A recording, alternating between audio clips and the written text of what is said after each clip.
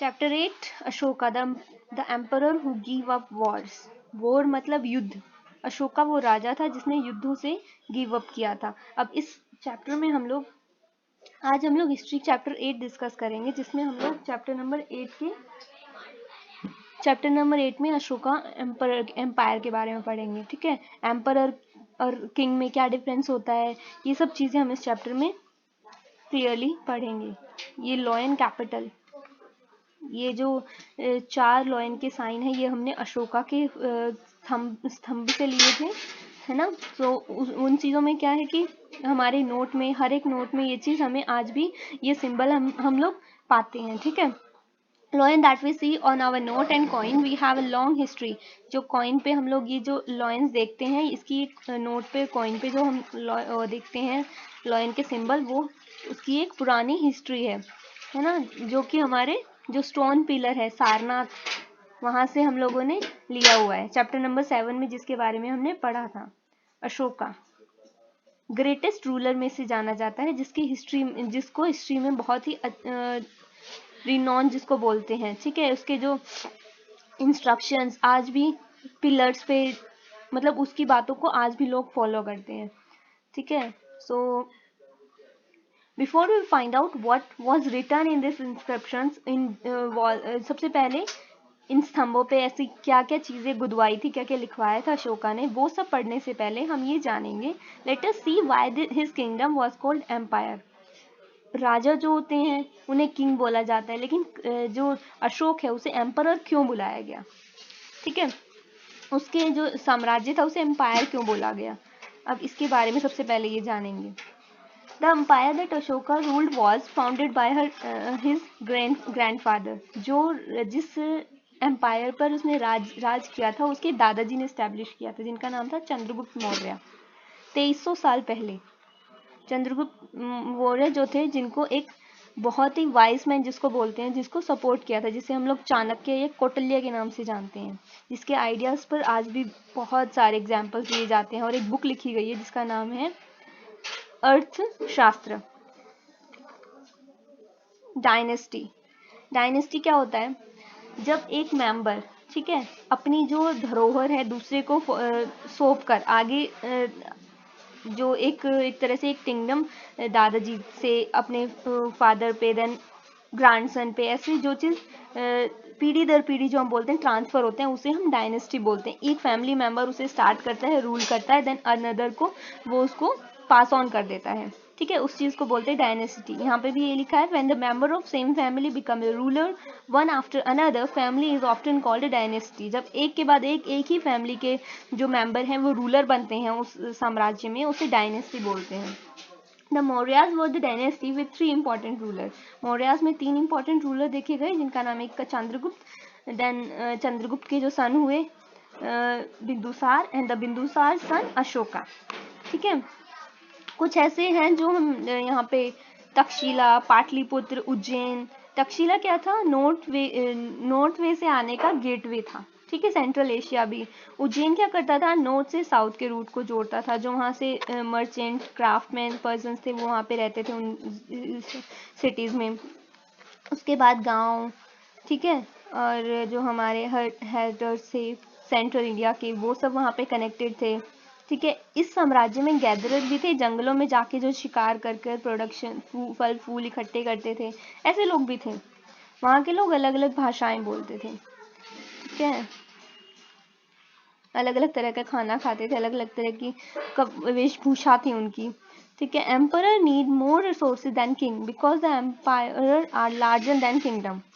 Emperor को बहुत सारे रिसोर्सेज चाहिए होते हैं राजा से ज़्यादा, क्योंकि उसका जो किंगडम है उसका साइज़ बड़ा होता है। ठीक है, अब उसको प्रोटेक्ट करने के लिए आर्मी भी बड़ी चाहिए। सो उसके यहाँ पे लार्जर नंबर ऑफ ऑफिशियल थे, ऑफिसर्स बहुत ज़्यादा थे, जिससे वो टैक्स कलेक्ट करवाता था।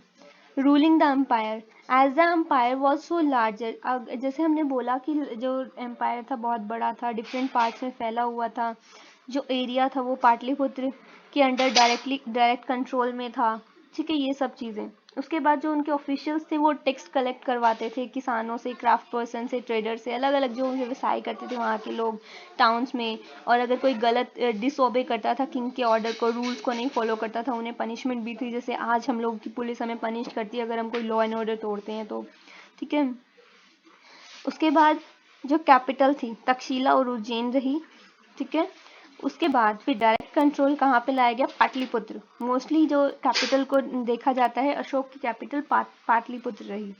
वहाँ पे गवर्नर्स रहते थे, लोकल कस्टम्स रूल्स फॉलो किए जाते थे।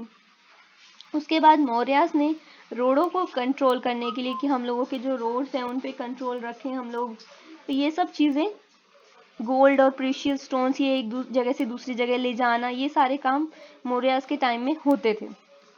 उसके बाद ट्रिब्यूट क्या होता है? रेगुलर बेसिस पे कुछ लोग अपनी इच्छा से अलग अलग कीमती चीज़ जैसे गोल्ड है, जो उनके पास, जो उनका एक तरह से प्रोफेशन है, उसके अकॉर्डिंग वो प्रेजेंट करते थे राजा को, ठीक है। जो फॉरेस्ट रीजन में लोग रहते थे उन लोगों के पास सोना चांदी नहीं होता था, बट वो वहाँ के टिम्बर, एलिफेंट, हनी और मोम, ये सब चीज़ें मौर्यास को प्रेजेंट करते थे।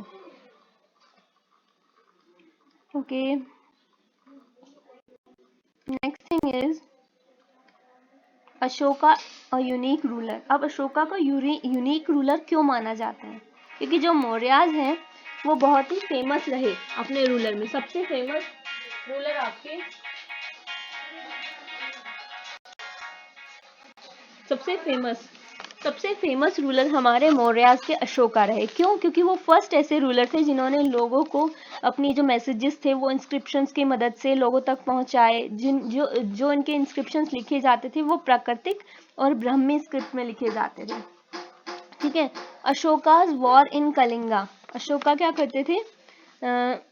कलिंगा में युद्ध जो हुआ था, ठीक है। उसके बाद क्या कुछ चेंजेस आए उनकी लाइफ में। कलिंग जो हम बोलते हैं, अभी जो एरिया है हमारा उड़ीसा, उस एरिया में हमारा कलिंग पहले टाइम में जब अशोक का रूल था उस समय पे इतना भयंकर युद्ध हुआ था। वहाँ पे हर जगह इतनी त्राहिमाम, एक तरह से वायलेंस, ब्लड शेड्स, ये सब हुआ। ये सब देख के अशोका का मन किया कि इतिहास में मतलब इतना बुरी तरह युद्ध कहीं नहीं हुआ। But at the end Ashoka जीत गए थे, बट इतना सब कुछ देखकर उन्होंने क्या डिसाइड किया कि फायदा क्या हुआ इतना बड़ा युद्ध करके, इतने सारे लोग मेरे मरे, इतने सैनिक सामने वाले के मरे, युद्ध से कोई फायदा नहीं है किसी को। उन्हें बहुत दुख हुआ और उसके बाद उन्होंने क्या किया? युद्धों से क्विट कर दिया एक तरह से। उन्होंने बोला मैं युद्ध नहीं करूंगा आगे फ्यूचर में। सो अशोका ने आगे एक नीति चलाई, भगवान को पूजने के साथ ना पूजकर आप लोग धर्म पे, अपने धर्म पे विश्वास करो, ठीक है। Perform sacrifice. उनका मतलब ये नहीं था, he felt that just as a father try to teach his children. उन्होंने क्या किया? मैं यहाँ पे युद्ध नहीं करूंगा, अपनी प्रजा को पिता की तरह मेरी ड्यूटी रहेगी, सिर्फ उन्हें समझाऊंगा, ठीक है। उसके बाद वो क्या करते थे? उन्होंने बुद्धा की टीचिंग्स इधर से उधर से स्प्रेड की, लोगों तक फैलानी शुरू की, ठीक है। अपने दास दासियों को भी, ठीक है। इस तरीके से यहाँ पे बहुत सारे लोगों में there were a number of problem that troubled him. Ashoka के अंदर बहुत सारी ऐसी चीज़ें थी जो उन्हें परेशान करती थी। जो वहाँ के लोग थे बहुत अलग अलग धर्मों को मानते थे। जैसे आज हमारी लोकेलिटी में अलग अलग तरह के लोग अलग अलग धर्मों को मानते हैं, सेम ऐसे अशोका टाइम में भी होता था, ठीक है। और इन्हीं से लेते हुए बहुत सारी चीज़ों में कॉन्फ्लिक्ट होता था लोगों में। बहुत सारी ऐसी चीज़ें होती थी, एक धर्म में मानते एक में नहीं मानते, तो ये चीज़ें बहुत होती थी। अशोका की हमेशा ये था कि लोगों की प्रॉब्लम सॉल्व करते थे, ठीक है। जगह जगह जाकर उन्होंने बौद्ध धर्म की जो थॉट्स थे, बौद्ध के जो मैसेजेस थे वो पहुंचाना शुरू किया। हाँ, उसके बाद क्या किया अशोका ने? फिर जब इस युद्ध के बाद जो हमारा कलिंग का युद्ध हुआ था उड़ीसा में, उसके बाद इन्होंने क्या किया? मैसेज पहुंचाना शुरू किया और इनको पत्थरों पर और पिलर पे ये मैसेज जहाँ जहाँ जाते थे वहाँ गुदवाते भी थे, अपने पिलर्स बनवाए। धर्म के साथ साथ उन्होंने अलग अलग जगहों पे अपने मैसेज पहुंचाए, सिर्फ इंडिया में नहीं, सीरिया, इजिप्ट, ग्रीक, श्रीलंका, ठीक है। यहाँ पे भी रोड बाय रोड वो जाते थे, वहाँ पे लोग कुएं खुदवाते थे, घर बनवाते थे, धर्मशालाएं जिसे हम बोलते हैं, मेडिकल ट्रीटमेंट लोगों के लिए, जानवरों के लिए, सबके लिए, ये सब काम करने अशोका ने शुरू कर दिए। सो ये था हमारा chapter number 8 Ashoka. And last chapter I think हम लोग नेक्स्ट टॉपिक में करेंगे। चैप्टर नंबर हमारा होगा 9 वाइटल विलेजेस एंड थ्रिविंग टाउन्स।